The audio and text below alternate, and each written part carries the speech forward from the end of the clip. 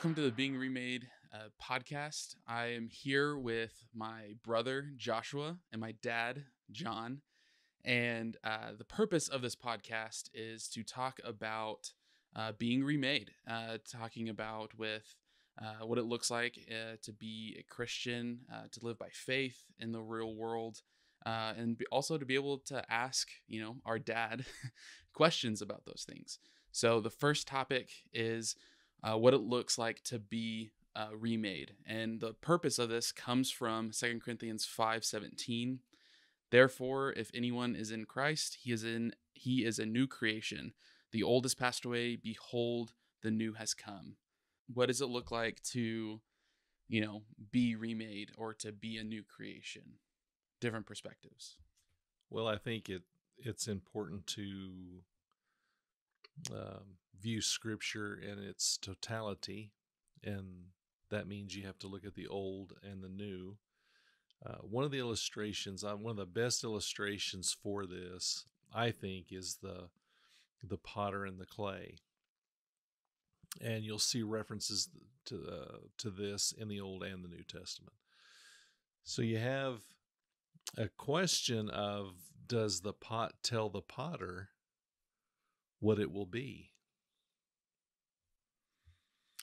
Now, if we were just to go down to someone and watch them, sitting at their wheel and crafting something, does the clay give the instructions to the potter, the one who's forming the clay? Does the clay say, I want to be this, I want to be that, I want to do this, I want to do that? It doesn't. And we laugh at that notion, but we have no problem telling the creator of the universe what we want to be when we grow up. That I'll do this and I won't do that. And I think that's a place that many are in right now. There's a lot of Christian self-help tapes and videos, and I think those are defeating the purpose of being remade. He makes us into his image. He molds and shapes us by his Holy Spirit to do that. And so I think it's being remade is really different than what a lot of people currently think it is. Mm-hmm. Yeah. What do you think, Josh? Especially with where society is right now, the idea of any kind of personal growth it seems like it's an outlandish one. It seems like it's a foreign idea to leave anything and become something new, or to become remade. There's so many memes, there's so many TikToks and Instagram videos and posts about just complaining about life, and about where we're at, or we hate this job, or we hate what we're doing with school, or hate where we're going in life, without proper comprehension of our purpose in life. And a lot of that just comes from not actually knowing the Lord, which is, again, probably, why we're doing this, why you specifically wanted to do this, to be able to reach out and talk to people, to spread the gospel, to offer a message that they probably have not heard before. And so this idea of being remade is not popular. It's not comfortable, even in the church community. Like Dad said, the potter and the clay. I mean, even in with the church community, that idea just seems foreign, unless you are a potter and have worked with clay before. And it's a difficult concept for a lot of people to understand. And I mean, even myself at times, of what it really takes, to be a clay vessel and to be constantly being remolded into whatever I'm supposed to be next. It's a painful process, and it's just not easy.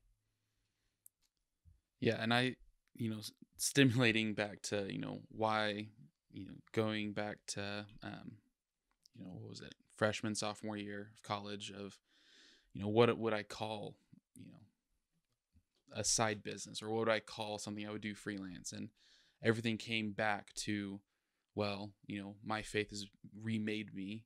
I was went through a lot of things so that I could be shaped into what I thought God was taking me to. Very painful things. A lot of things were self-imposed.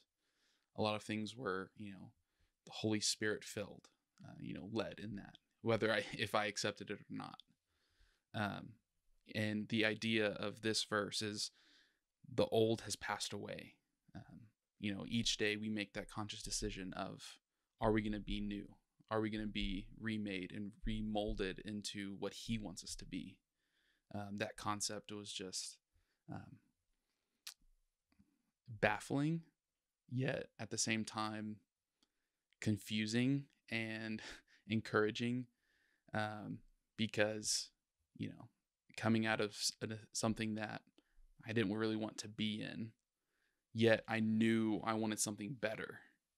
And at the same point, wanting to do anything and everything I could to get out of the situations I was in. And, luckily I turned to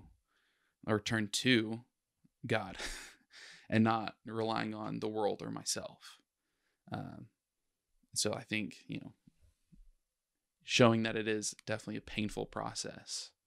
Being remade isn't the comfortable thing to do. It isn't the desired thing to do.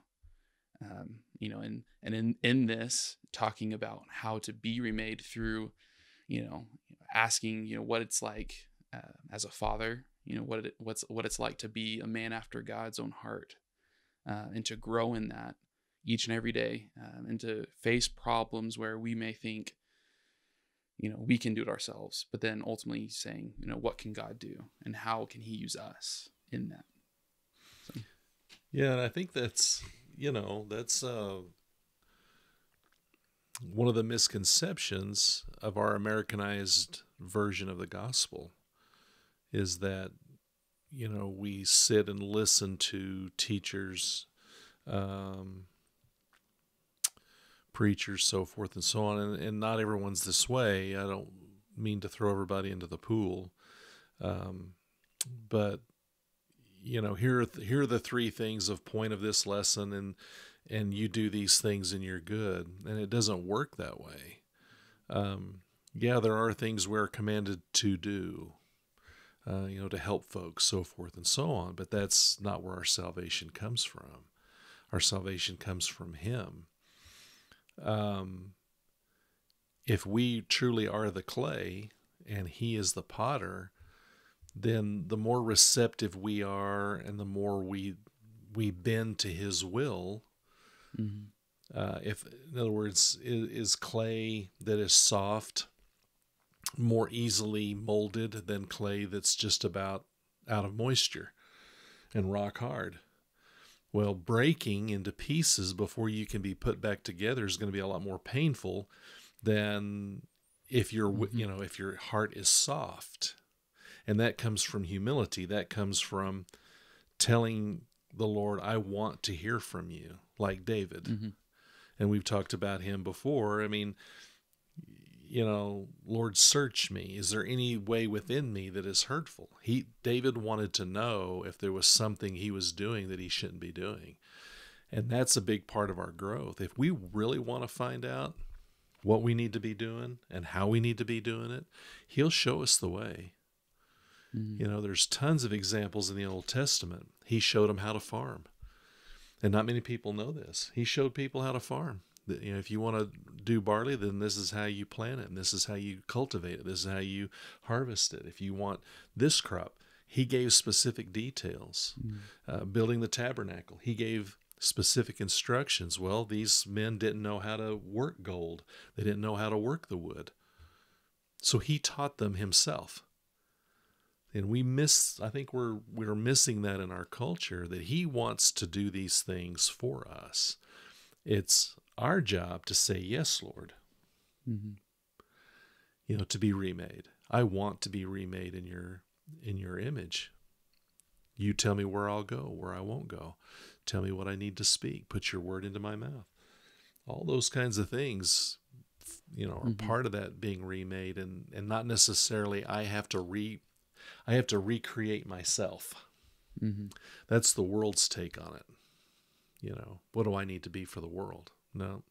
What does he need me to be in his kingdom? Let him decide. And he goes to work. There's no doubt about it. And it can be painful, but then I don't think it all has to be. I think it just depends on our will. C.S. Lewis talked about this he actually illustrated it really well in The Voyage of the Dawn Treader. So think back, all of you literary scholars, with good old Eustace Scrubb. I mean, he was a scrub of a kid. His own family detested him just because he just was belligerent and a mean-spirited kid and just kind of a punk, a yutz through and through. And through the entirety of the story, he's just constantly inundated with new information that he had not experienced before.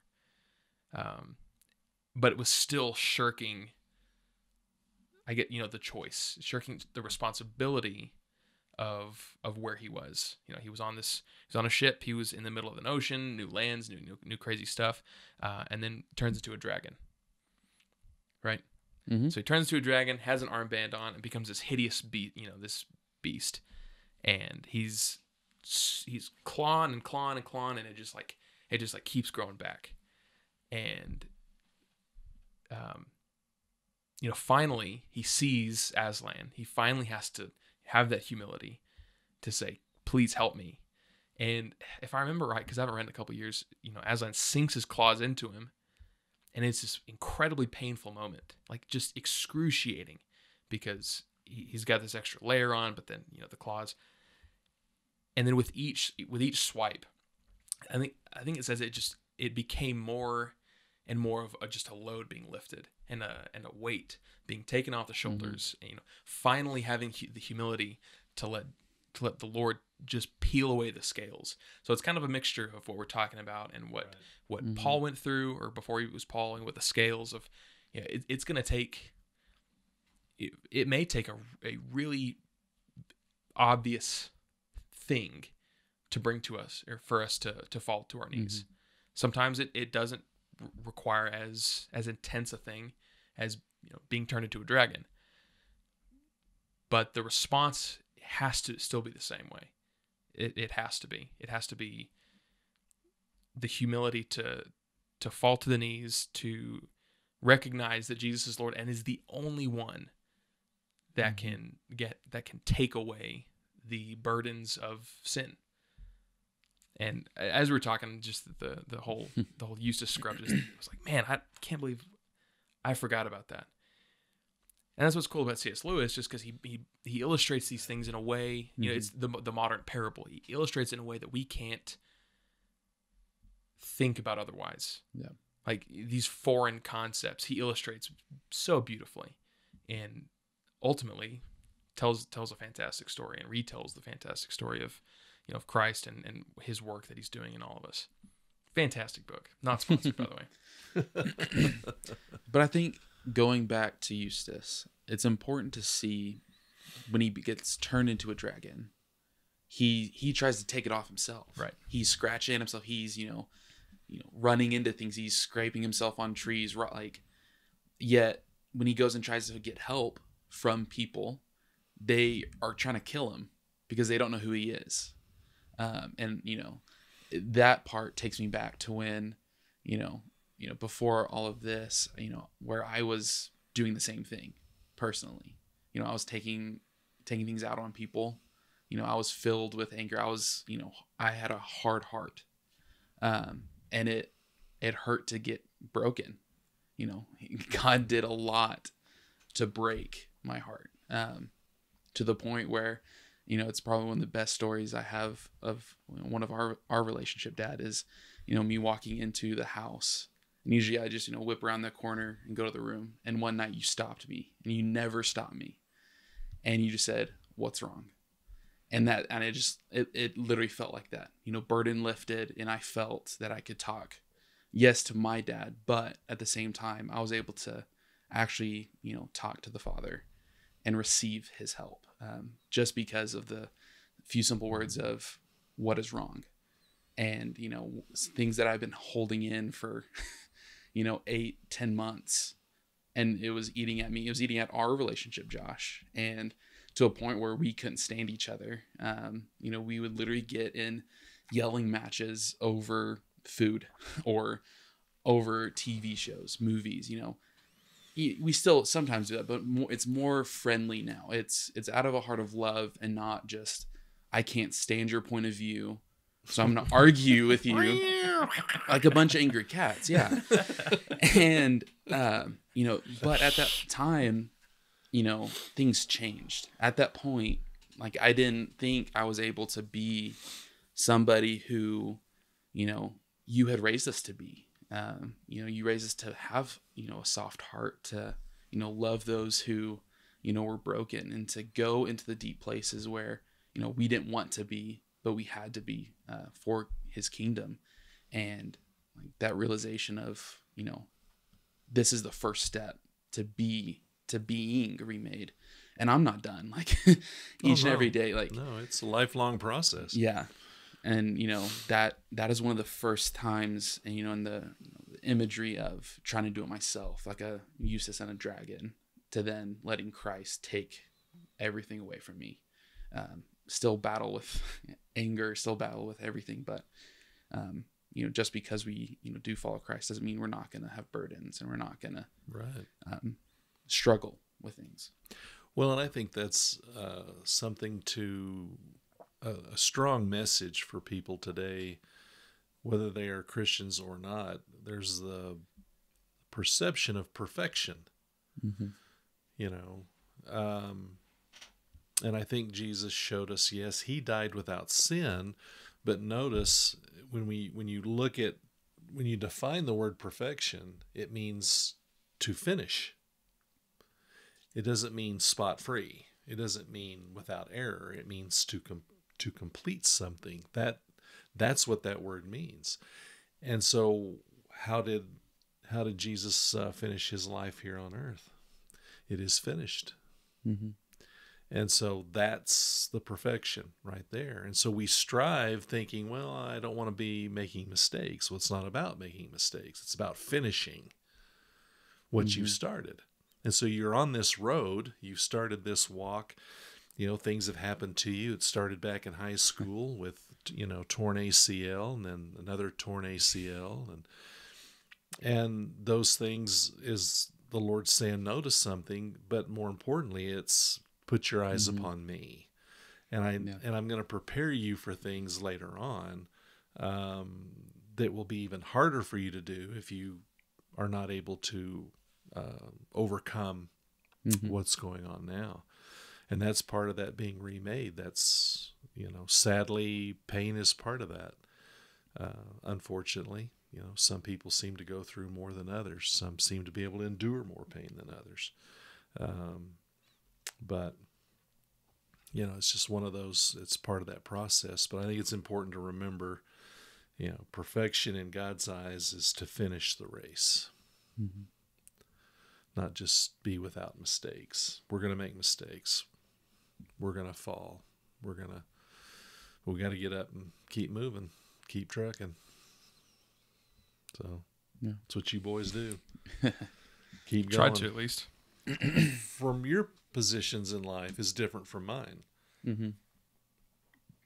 To watch teachers, for example, to watch people and to encourage them, in their journey. Well, it's not my journey. It's their ultimate decision to make. So, is it all pain? No, there's joy, there's comfort. Even amongst the pain, there's peace. To know that he is there with you. He is walking with you through that time. And then once you emerge out of that episode, and I'll just say, I think that's a good way to put it, is it's an episode. It's a period of time, or a season, as some people call it. But to watch people grow and mature, there's the joy in it for me at this point in my life. To watch them grow and mature and start really trusting the Lord and giving their life to Him, and I couldn't help them do that if I hadn't gone through what I've gone through. And the same's going to happen with you guys, is that the things you go through today, like I've told you since you were little, that, God uses your today to prepare for His tomorrow. He knows what's coming. It's a good thing we don't know what's coming, good, bad, or otherwise. And he tells the prophet, hey, I could tell you, what's coming, but you wouldn't believe me anyway. Yeah. If I told you. So it's best that we don't know.